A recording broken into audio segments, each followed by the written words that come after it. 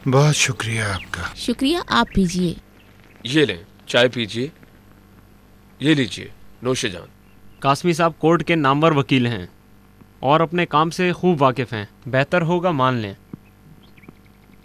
ठीक है, केस की वकालत इनके हवाले कर देते हैं।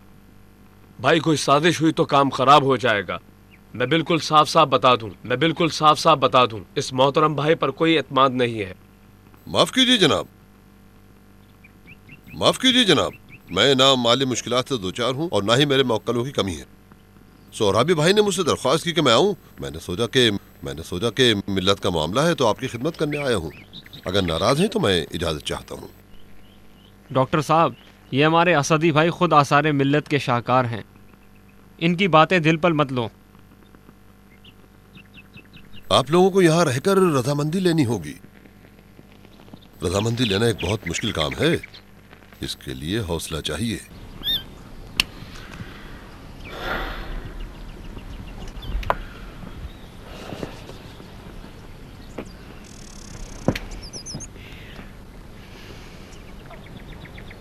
मैं समझ नहीं पा रहा, कोई नहीं है जो हकीकत को समझ सके। कोई भी असल हकीकत तक नहीं पहुंच सका। हम जुर्माना देकर आज़ाद करा लेंगे। अगर आजाद हो जाए तो मकतूल का घराना बुरा मानेगा, फिर हम रजामंदी नहीं ले सकेंगे। यानी तुम जो के फौज के कामों में आगे आगे थे, इतनी सी भी अकल नहीं थी। माफ कीजिएगा भाई, इस मुश्किल मिल्लत ने बात करने ही नहीं दी हमें। खुद ही लगाते हैं, खुद ही बुझाते हैं। तुम लगाओ, हम भी देखें कौन सी आग लगाते हो।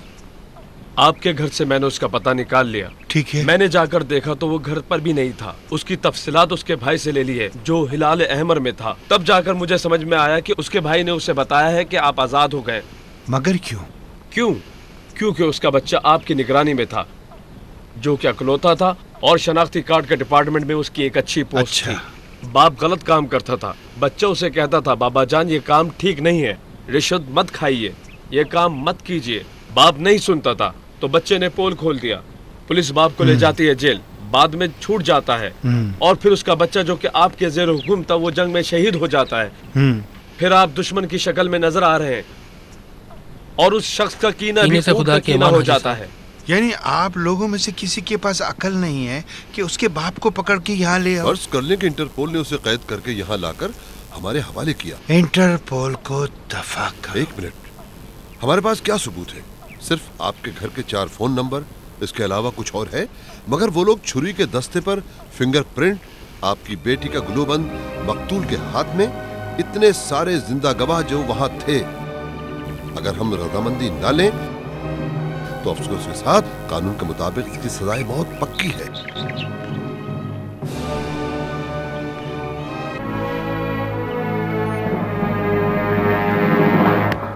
भाई आप संजरी साहब से कहो। सुनो भाई, मैं मिसेस तुराबी का वकील हूं। आपने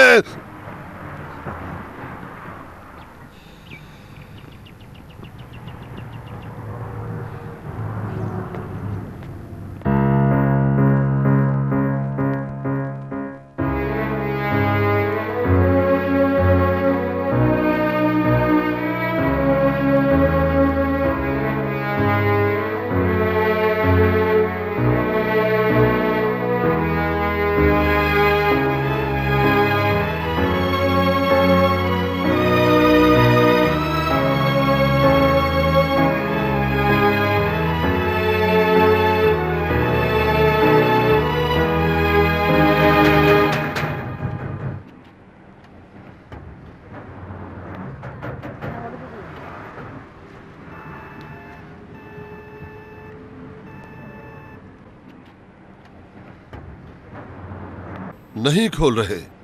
100 बार कह चुका हूं, यही रवैया है इनका।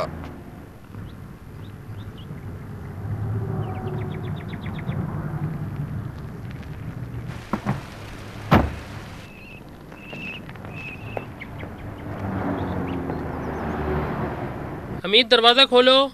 बहुत अच्छा। अस्सलाम वालेकुम आगा साहब, क्या हुक्म है? अंदर आने की इजाजत चाहता हूं। एक मिनट, मैं इजाजत ले लूं फिर आइएगा।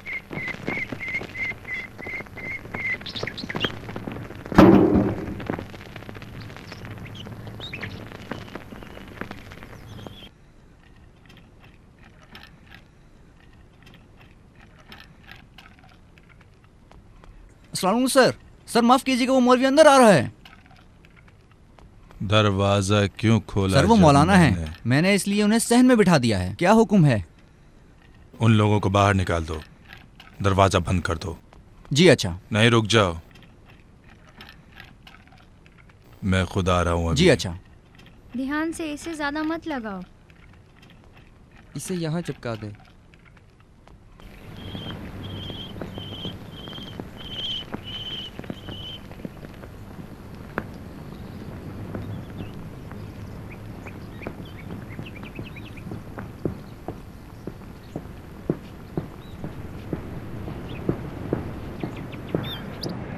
जी फरमाइए। अस्सलाम वालेकुम। आप लोग जल्दी से अपने काम की बात करें, मेरे पास वक्त कम है। माफ़ कीजिएगा, हमने आपको जहमत सालों से इस मुश्किल में है। इसका क्या करूं? मुझे क्या मालूम। इस हाथ से सदका दीजिए कि बीवी बच्चों पर नाकानी आफत ना आए। माफ कीजिएगा, कोई चाय कहवे की पेशकश नहीं करेंगे हमें? मैं रजामंदी नहीं दे सकता। कोई और काम? एक हादसा था, मर्दानगी दिखाइए, माफ कर दीजिए। मर्दानगी से भी गिर चुका हूँ। और कुछ? संजरी साहब, कहा जाता है कि माफ करने में वो लज्जत है जो इंतकाम में नहीं है। वो बंदा खुदा इस गाँव नुमा इलाके में देखिए आगा साहब और आप जनाब वकील साहब और मेरे प्यारे दोस्तों, मैं रजामंदी नहीं दूंगा। आप अपना वक्त ज़ाया ना करें। ये शख्स यहाँ रहे, तेहरान चला जाए या लंदन, मैं रजामंदी नहीं दूंगा। भाई आखिर क्या चाहते हैं आप लोग? थका दिया मुझे आप लोगों ने। इस कदर क्लास फेलोज, जंगी साथी वगैरह वगैरह, पता नहीं कौन कौन आए मुझे तंग करने के लिए। 4-5 साल पहले मेरे बीवी बच्चे मारे गए, मुझे कहा गया रजामंदी जाहिर कर दो, मैंने दे दी रजामंदी। उन लोगों ने मजे उड़ाए, मैंने भी। अब यहाँ आया हूँ, कुछ सुकून मिले, मेरे बीवी बच्चे। संजरी वफा साहब, खुदा की खातिर, खुदा की खातिर ही रजामंदी नहीं दे रहा। ये सब मेरे दर्द दिल का जवाब है। इन लोगों को रास्ता दिखाओ ताकि बाहर जा सके। संजरी साहब, थोड़ी मेहरबानी कर दीजिए।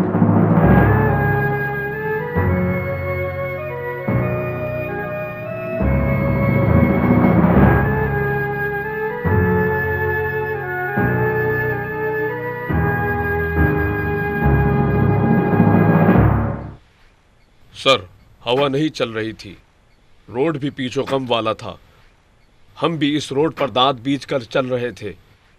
अचानक हमें अंदाजा हुआ कि जैसे हम कांप रहे हैं।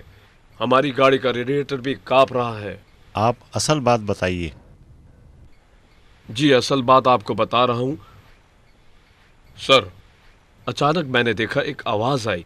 बाद में जब मैं शीशे के पीछे पहुंचा तो क्या देखता हूं कि एक लड़की अपने खून में हाथ पांव मार रही थी। अचानक मैंने देखा एक आवाज आई कि एक लड़की अपने खून में हाथ पांव मार रही थी। छुरी इस खातून के हाथ में थी। संजरी वफा की बेटी को सब जानते थे। रोजाना सुबह 10 बजे आती थी, दोपहर और रात का खाना खाती थी, सिगरेट पीकर चली जाती थी, बाज़ औक़ात अपने दोस्तों के साथ आती थी। उसके बाप ने भी एक रेस्टोरेंट वाले से कहा था कि उसका ख्याल रखें। जिस दिन पहली बार ये लड़की आई थी, इसने कहा था कि इंसान की जान क्या किलो मिलती है भाई साहब। बाद में हमने देखा कि छुरी मार दी उस लड़की को। किसने मारी थी छुरी? इसने। मेरा एक सवाल है जज साहब। जी फरमाइए। गवाह इस बात का इकरार करता है कि मेरी मौक्कला आगे आई और मकतूल के दिल पर छुरी से वार किया, जबकि छुरी पीछे से मकतूल के दिल पर लगी है और ये भी मकतूल के बराबर में खड़े थे। कल मैं आगे और पीछे नहीं होता।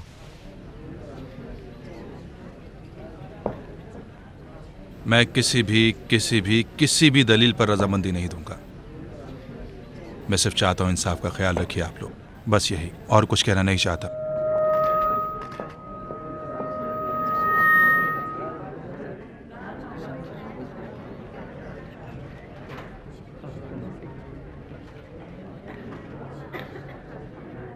फैसला 5 अप्रैल को सुनाया जाएगा। अदालत बर्खास्त की जाती है।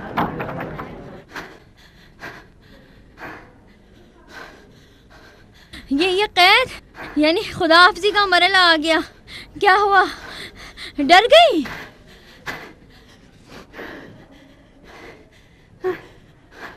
मैं बेगुनाह हूँ, मगर मुझे भी मारा जा चुका है और मेरी कदर भी की गई है कि मैं मार दूँ। साफ सुथरा काम तो गुनाह नहीं होता ना। मैं भी बेगुनाह हूँ। हर काम को करने का ढंग होना चाहिए। मुझे आज़ाद कर दिया जाएगा, मत डरो। दीवारों के कान नहीं होते। तुम्हारा नाम क्या है? हूरिया। मैं नसीम हूँ। क्या हुआ? तुम्हारे चेहरे पर 12 क्यों बजे हुए हैं?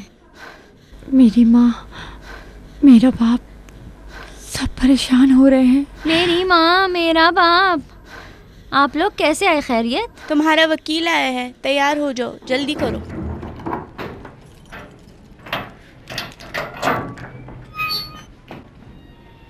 तुमने अपना नाम क्या बताया? नसीम हूँ मैं।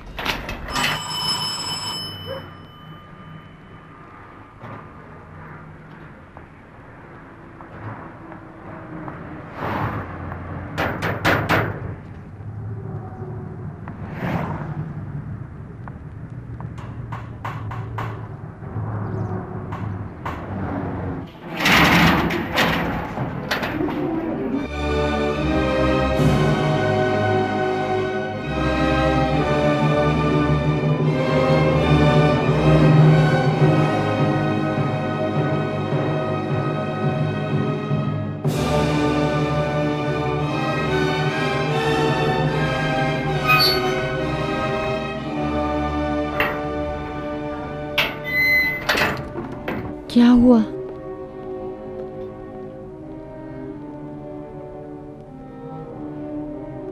मौत किस रंग की है? जिस रंग में जिंदगी गुजारी है।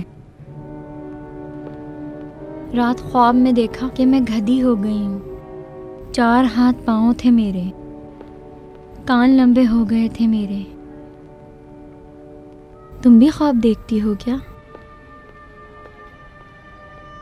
और उसमें गधी बन गई हो? हाँ, पैसे वाली है, क़सास दे देगी।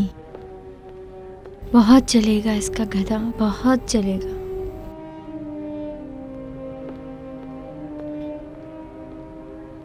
बदबख्त, तुम्हारा काम तमाम हो गया, तुम्हारा काम तमाम हो गया। उस कमीने आदमी ने, हरामजादे बॉस ने पैसे नहीं दिए, और वो संगदिल भी रजामंदी नहीं देगा। तुम्हारा काम तो तमाम हो गया, तुम्हारा काम तो तमाम हो गया।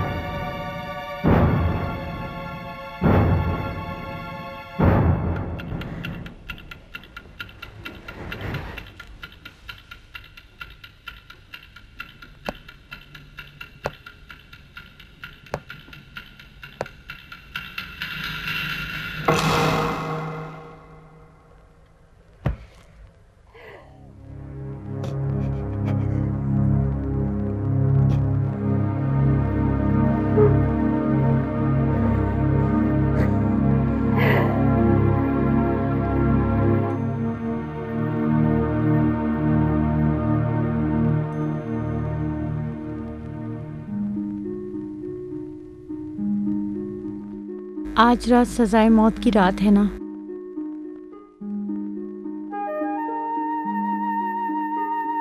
इस मोमबत्ती के साथ मैं पैदा हुई, बात में 1 साल की हो गई। मामा, आपको याद है ना कि मेरी पैदाइश के दूसरे साल खुर्रम शहर आज़ाद हो गया। वही 2, 3, 4 पापा नहीं आए, मेरा कुछ भी नहीं था। 6, 7, 8, 9 बालिग होने का जश्न मनाया, पापा नहीं आए।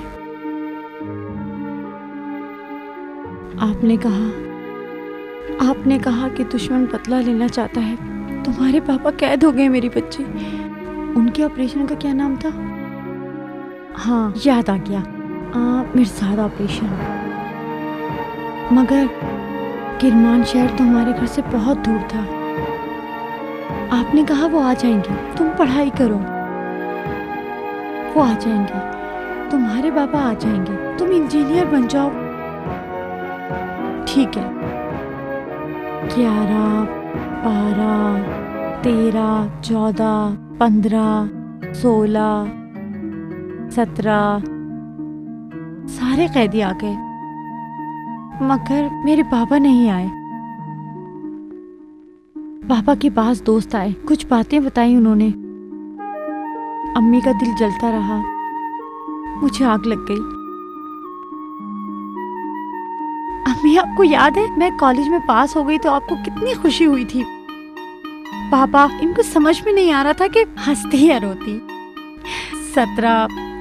17 को मैं गिन चुकी थी। 18, 19, 20, 21, 22, 23। आखिर पापा आ गए,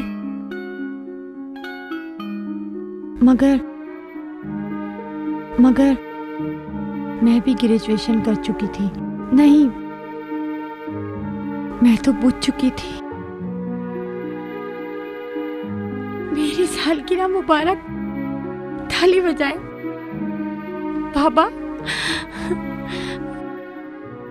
अरे बाबा, देखिए इन कलियों को देखिए। आपको पता है कली 200 साल जीती है, उस वक्त जब उसे सजाए मौत ना दी जाए।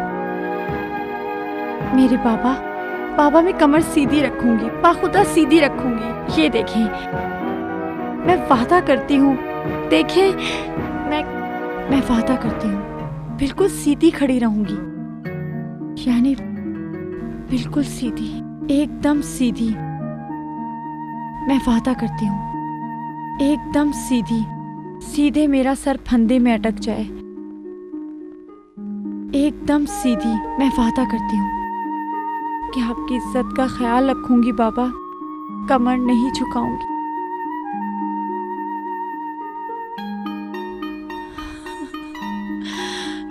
वादा करती हूँ बाबा। सुनो, ये मेरी तेरी बातें हम में से किसी के काम की नहीं है। कुल्हाड़ी से ज़मीन खोदो, बुलंद आवाज़ से कुरान पढ़ो, कब्र में पानी डालो, इस मामले में कुछ नहीं होने वाला, बरहूत की तरह।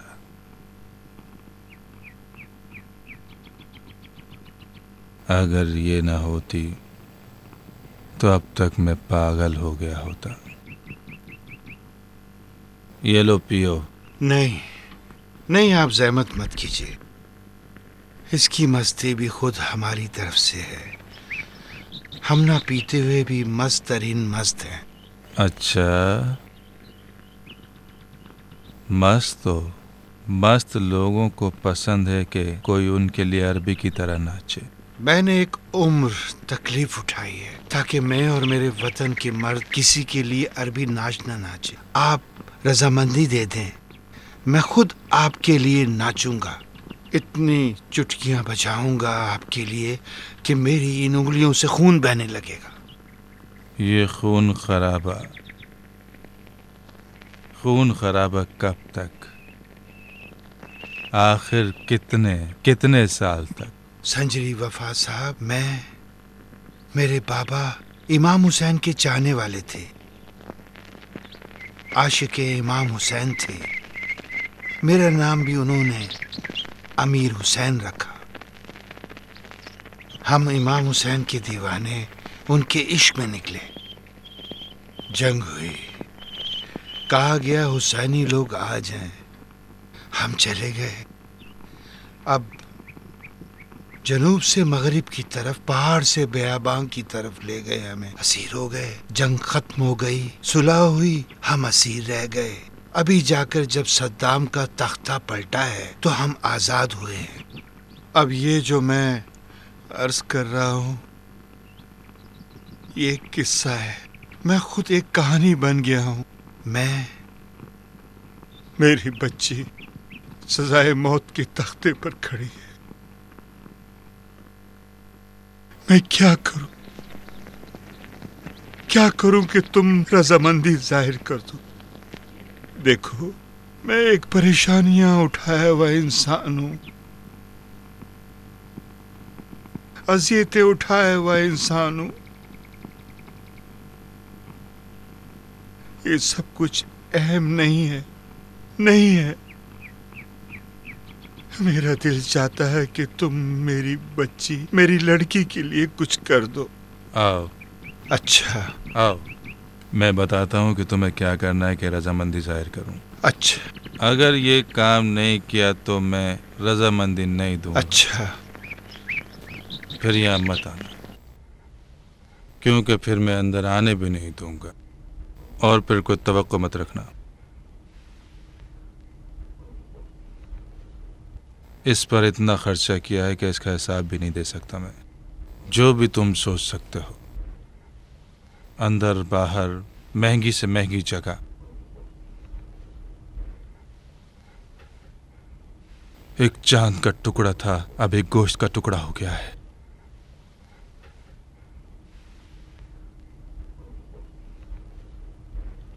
ना रोना, ना मुस्कुराना। मेरा दिल बेचैन है एक इसकी हंसी के लिए। एक बार बाबा कहते, जो कुछ था जल गया मेरे सीने में। ऐसा लगता है एक शोला जल रहा है मेरे सीने में। इसकी माँ के साथ गाड़ी में था, हादसा हुआ, माँ मर गई, उसे सुकून मिल गया। मैं मर मर के जी रहा हूं। अमीर हुसैन, हुसैन के दीवाने, जाओ अपने हुसैन से कहो मैं अमीर हुसैन हूं, हुसैन का दीवाना।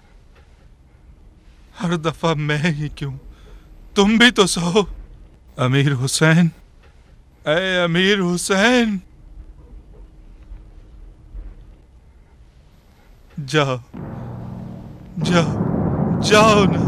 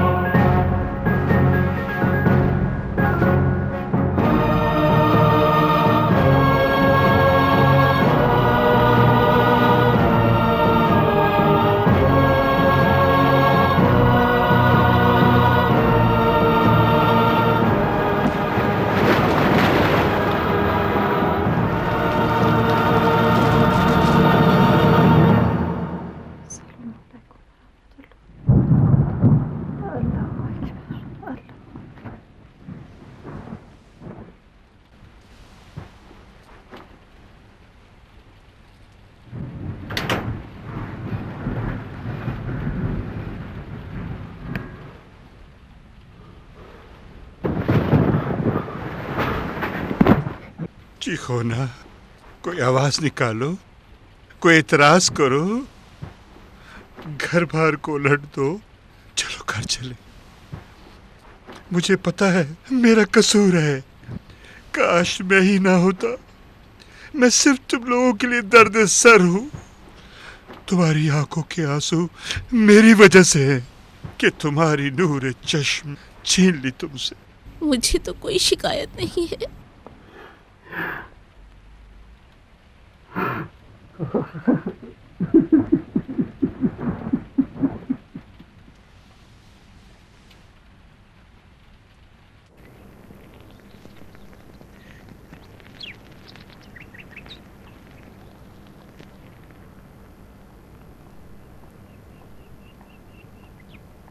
जाओ, तुम्हारी छुट्टी।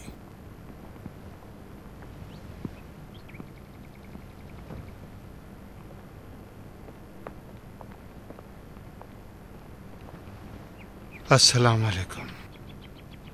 क्या हुआ, तुम दोबारा आ गए हुसैन के दीवाने? कल रात में करबला पहुंच गया था। अच्छा, ऐसा लगा मैंने मौला की जियारत कर ली। क्या हुआ? मैंने चाहा कि बोलूं मगर हिम्मत नहीं हुई। मैंने चाहा कि बोलूं मैं कैदी था। मैंने देखा कि उनके तमाम अहले बैत कैदी थे। मैंने चाहा कि कहूं मैं मुजाहिद हूं।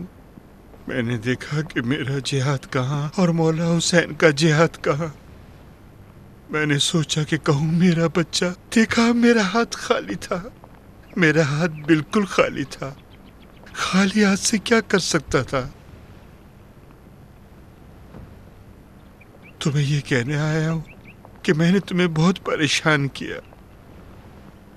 इन बच्चों के लिए कुछ नहीं कर सका मैं।